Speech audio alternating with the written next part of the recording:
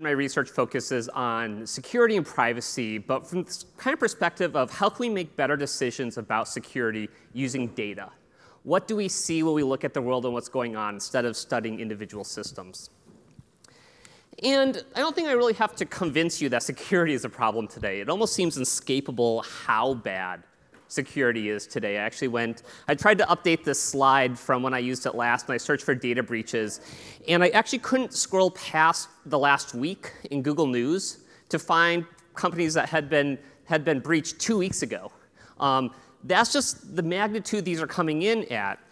And I think at this point, the question is, who hasn't fallen to one of these data breaches? It's actually really kind of hard to come up with a company who hasn't been in the news. And this naturally leads you to this question of, like, why are we struggling? Why are we doing so poorly at this? There's been huge advances in cryptography. I mean, we've made leaps and bounds in the last 10 years. We have a large number of engineers and researchers. We're coming out with new systems. Every time you fly through San Jose or through SFO, you see ads for new security products. They're coming out. But at the same time, the breaches haven't slowed down. We don't necessarily seem to be making progress. And one of the reasons is, sure, any little crack can let your system be taken advantage of, to be broken into. But I think actually one of the other reasons we're continuing to struggle is that a lot of the security decisions we make today are very ad hoc. We make decisions kind of based on human intuition, based on anecdotes of what the sysadmin who worked at the company before thought worked. We make decisions based on product marketing. We're not making decisions today based on data. And one of the reasons for this is it's really hard to make decisions from data, especially in security, because there are so many compounding factors that affect security. Was your company broken into because of a bug in the software? Was it because an operator made a mistake? Is it because users didn't fully understand what an error message made? All these factors play into whether you are vulnerable and whether you're attacked. In some cases, it's just random chance. It could be a random number generator that decided that you were the company that this attacker decided to go after first, and they found something and didn't need to continue on. And it's even more difficult to say, will this new system work? Will this new system make us more secure? How will our users react to this? Will the error messages make sense? And even if human intuition says yes, sometimes we get things terribly wrong from human intuition. NIST had this standard for passwords that they released in 2004 called 863B. And this probably plagued you just as much as it plagued me. It was the standard that said, your passwords must have symbols in them, they must have numbers, they must have letters, they must be 6 digits long, and you must change them every 90 days. And everyone followed this standard. It didn't matter if you were a university or corporation. Everyone dreaded this day that came around where you had to come up with a new password because the magic 90 days had passed. And intuitively, it made sense. If there was more entropy in a password, it was harder to guess. I mean, just approaching that problem naively, it makes total sense. But in reality, this actually led into users generating much more poor passwords. This decreased security by telling everyone they must put symbols in, or they must regenerate their password every 90 days. But it wasn't until we went and we looked at the passwords, we looked at what passwords had been used to break into systems, that we saw it wasn't the passwords that happened to have a high entropy. It was actually the passwords that hadn't been changed in a while but were really long. That's what in the real world actually led to companies not having their passwords guessed, or users not having their passwords guessed. But that was 13 years later that we figured out that our recommendation was the opposite of what we should have been telling everyone. And I don't think anyone will disagree that security is complex. But at the same time, security is not the only complex subject out there. If you look at just human health, there are an equal, if not larger, number of confounding factors that affect whether someone gets sick, whether a medication is effective. But at the same time, we've been able to make progress. And we've been able to make progress in epidemiology because we look at populations as a whole. We don't look at the individual cases and try to understand what exactly went on. We try to say across this country, across the world, what works. And by looking at those populations, then we can start to shed light on what are the actual root causes. Because all of those other confounding factors, they start to fade away. And we're able to determine the efficacy of different treatments despite little variations in people. We're able to develop more preventative approaches to health. We're able to shape policy decisions using this data. And I think a similar approach can help us secure the devices on the internet. So my research focus is kind of twofold. The first is how do we build systems that allow us to gather data about populations on the internet? Because in order to do these types of studies, we not only need very high quality data, you need global data. This isn't data about a single organization or a single password breach. It's a question of how do all the organizations across the internet look? How does the world react to a vulnerability? And it's not always simple to collect that type of data in the internet when it's so distributed, when there are so many different actors controlling different pieces of it. And then the second part is, once we have this global perspective, once we have this data, what can we do with it? How do we start to understand what is going on, what is effective? What are the vulnerabilities we see, the patterns that we can see when you look at the global perspective of the internet instead of just looking at one group?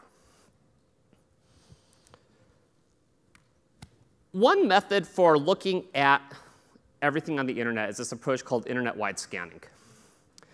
And the idea here is every web server that you connect to publicly is actually out there on the internet. It has an IP address. You can go and you can connect to it. You can see what's on it. This is the reason we can send mails. You can look up mail servers. They're available. So what if we had the data set of every publicly available mail server or every publicly accessible web server? What patterns would we see?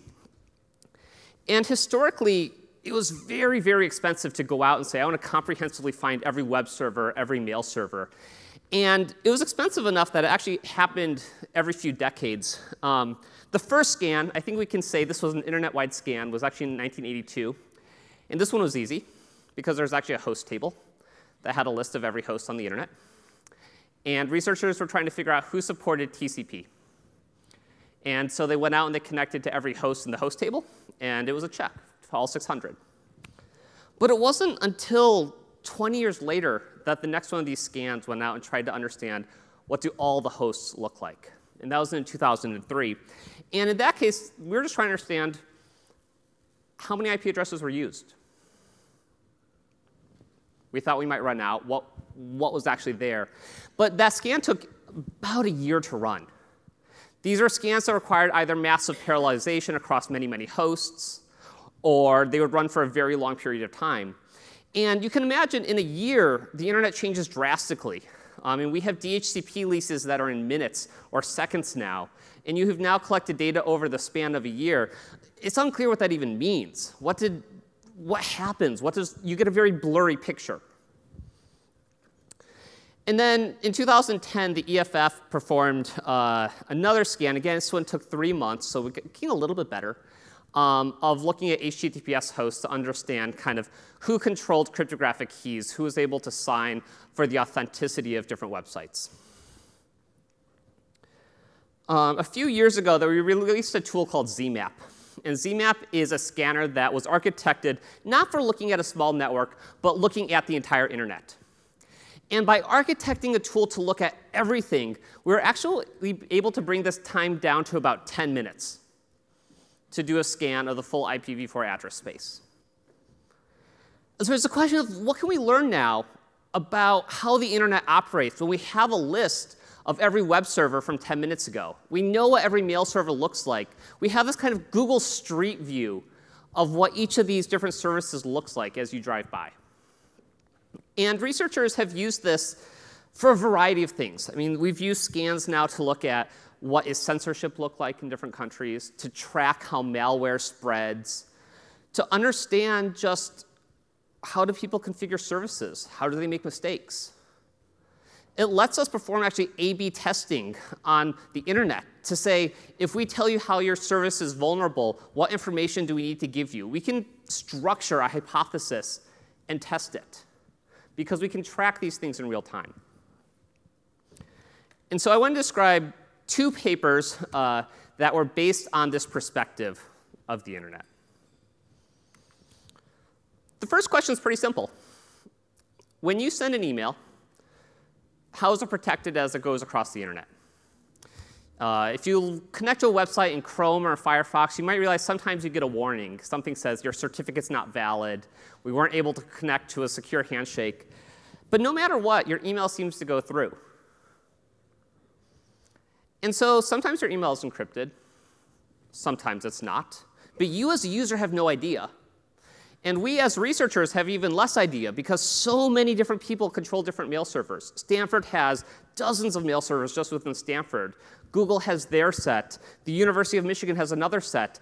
And it depends on these connections between these two all working out to know, was your email encrypted? So as email was originally conceived, there's actually no built-in security. When you send an email on the internet, it uses a protocol called SMTP, which essentially allows one organization to deliver a message to another organization. And it was kind of akin to a postcard.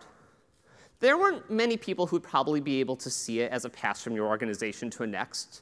But anyone who could see it could flip it over, and they could read your message if they so decided. And as time went on, we realized, this probably is not the security model we really want to be in, is just hoping that the postmasters on the internet aren't reading the messages. That wasn't really what we wanted to be aiming to do. And so we added extensions to the email protocol that allowed the sender to try to start an encrypted tunnel before it delivered the mail. And we added these extensions, but deployment was voluntary. A mail server operator would decide they were either going to deploy it or they weren't. It depended on the configuration on both sides being correct. And in the end, this ended up very opportunistic. If we can make an encrypted connection, great. If not, oh well, just send the email.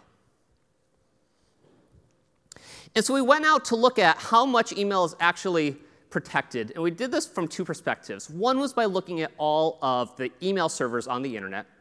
And the other was by teaming up with the Gmail team to instrument their servers to look at all the email that came in and out of Gmail, and to put those 2 perspectives together and try to understand how much email was protected. And I think one of the interesting things that came out of this was that when we started to look at these messages, we started to see patterns where there were certain regions of the world where it looked like the servers should be able to encrypt email, but then they weren't.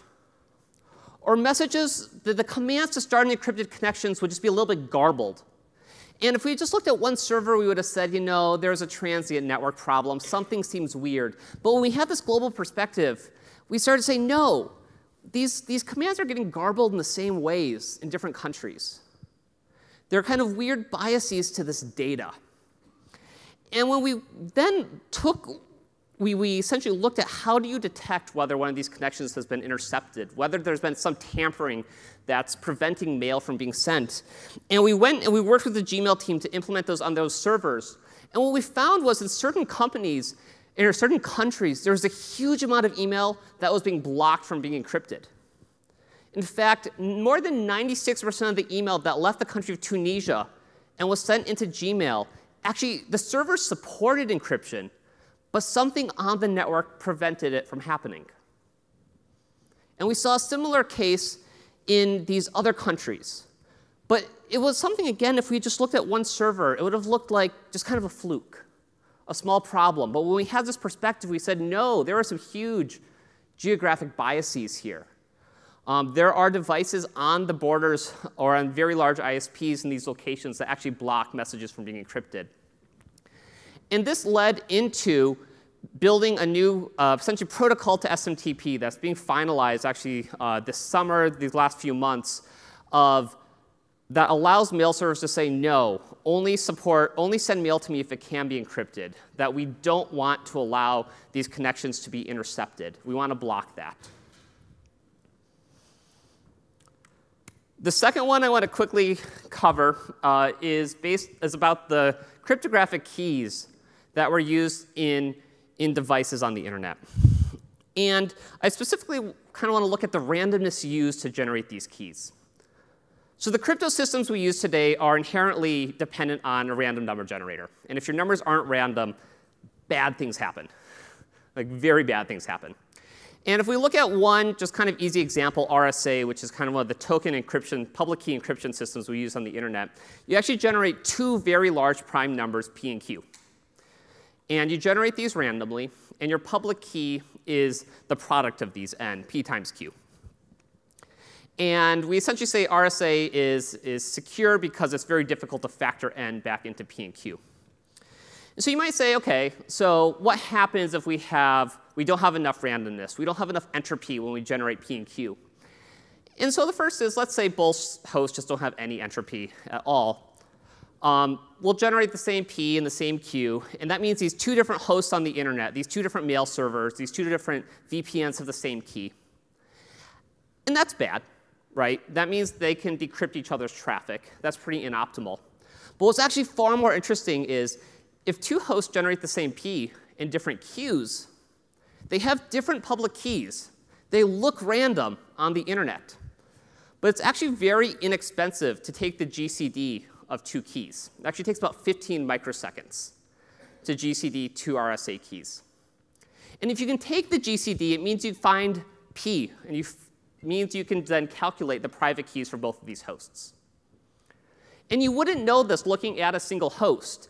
Your key looks random. It's 124 or 248 bits of randomness. It's going to look random to you as a human.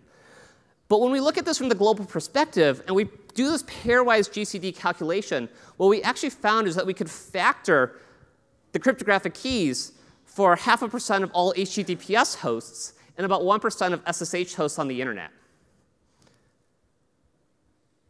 That's really surprising, right? If our cryptography, if our randomness was working correctly, we would not be able to go out as researchers and calculate the private key for 1% of hosts on the internet. But when you start to trace back what is going on, we found that there are a large number of embedded devices. These are VPNs. These were cable modems. They were VoIP phones. They were cameras. And they were all running Linux. But what had happened was the random number generator used in Linux was effectively incompatible with how most IoT devices had been built. They didn't have the sources of entropy that only the IoT devices had, but desktop computers didn't, which meant any embedded device really running Linux, and it didn't really matter which manufacturer, was vulnerable to generating these bad cryptographic keys that someone could then calculate and decrypt the traffic for. And so this led into, again, how do we go forward? How do we build a new random number generator? If you're using Linux today, you're using a new random number generator that does essentially take advantage and understands that you might be an IoT device and uses the entropy sources available for IoT devices that wouldn't necessarily be there for a desktop computer. So with that, I'll take any questions.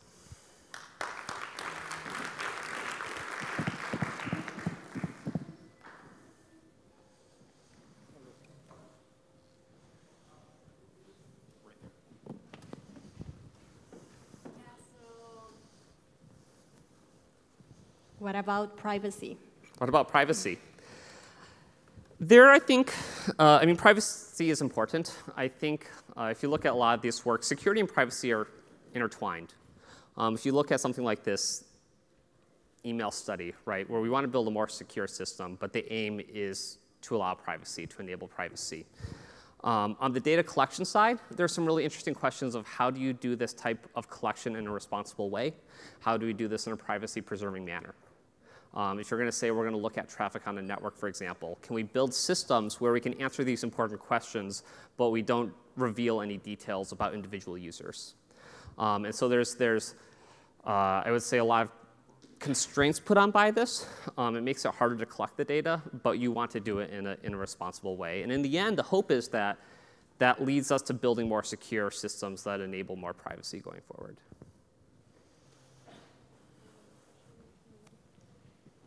The second question is, before I used to work in insider attacks prevention, and one of the issues we had is that it's very difficult to collect data because people are not usually open to share their incidents. Right. And so your approach seems to assume that this data is going to be available. And do you have any perspective on how different organizations may want to actually share their data? And, yeah. Sure. So I'd say one thing is that laws around data breaches have changed some. If you actually have a data breach, you are now legally mandated to report that to a federal agency. And that data is public to consumers. So some of that data is coming out. There are other cases where incidents we don't know about. That's definitely something that's difficult. Sometimes we can observe evidence of them remotely. We'll see that a website has been defaced or that settings have been changed in a way that makes more sense for an attacker to have made that change than a responsible operator. Sometimes you can see that, sometimes you can't. In a lot of these cases, you don't have a perfect perspective. You have a slim perspective of a little bit of how the world works, and so you try to kind of piece together these perspectives. But you're absolutely right. A lot of times we won't see everything. When we talk about security, it seems like the world is on fire. Yeah. And everything, we appear to be in an arms race right now. Do you see any way out of the arms race, or what does the future look like from your perspective? I don't think anything is going to fundamentally change in some ways where it's an arms race, right? As systems change over time, if things move to IoT, we have security in cars now, right? It's not like the attackers have gone away. As long as there's data, as long as there's money to be made, there's always going to be attackers going after systems. I think that's fundamentally going to remain unchanged. I think that we're going to have to get better at what we're doing to deal with that. I think that we have to understand better what attackers are doing and why they're doing that. And there's actually a very interesting study of, if you're going to look at attackers, it's not only the defensive mechanisms on organizations, but what are the financial kind of structures behind attackers? How can we use data about how attackers think and operate to try to kind of stem the issues there? How do we use data to make the right decisions within a company? How do we use data to make decisions that are kind of globally optimum for the internet as a whole? But fundamentally, attackers aren't going away. So it kind of depends. It's not like a particularly rosy view of it. There are places in security where we've made big strides over the last couple of years. We watch the news and it seems like things are terrible. And there are days when I sit there and I think, is there any hope of this? Or are we just forever going to be losing? But there are other areas of security. We've actually made some big strides. We're going to be in the point in the internet in the next few years where all traffic is encrypted, where every website is HTTPS, where every email is encrypted. There's a huge win there. And we don't talk about it when we talk about data breaches, but that's a huge privacy win, that every connection to a website now is protected, that we have transparency into who controls these keys, that we have transparency into how these servers are configured. So yes, it looks bad, but we are making strides in other areas too. Okay, let's see if we can get one quick question since you have the microphone. Yeah. Do you have a yes/no question? Or short answer. Quick question is that it's only surface. If we see the internet as an ocean, it's only surface that can see is the TCP communication. Yep. There is a whole level of dark web. Even further than that, there's the deep web. Any way you can pry into that, trying to do kind of academic analysis on that? We haven't. Research has shown that the dark web is actually a lot smaller than we like to think it is. It's not this huge, vast, unknown space. It's definitely there. We're definitely looking at the surface. I think as time goes on, we'll get better about understanding deeper pieces, but we're at the tip of the iceberg today. Great, thank you. Thanks again.